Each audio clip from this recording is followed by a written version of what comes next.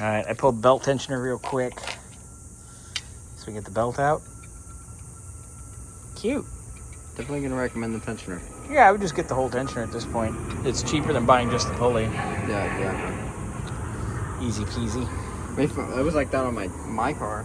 Yeah. For the water pump. Yeah. The actual tensioner itself was like $5 more than just the Yeah, it's pulley. more cost effective. That one's not bad. Those aren't too bad. Mm-hmm. And we get that little aluminum support.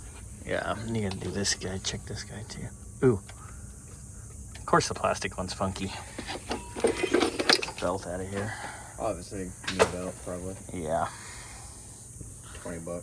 Probably do the accessory kit with the belt and all that, because then you get all these idlers. What were you saying about the Compressor? compressor?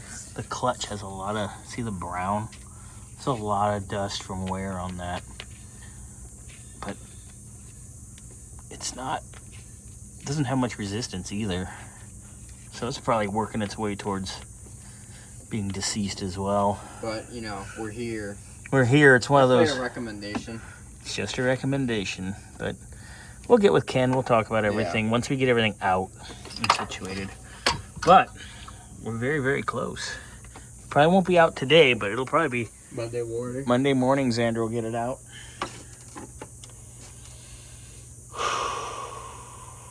Yeah, and the replacement's already ordered.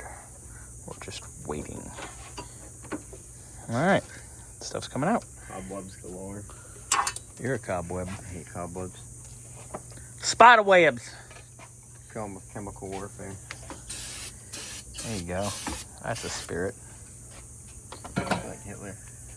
Oh my God.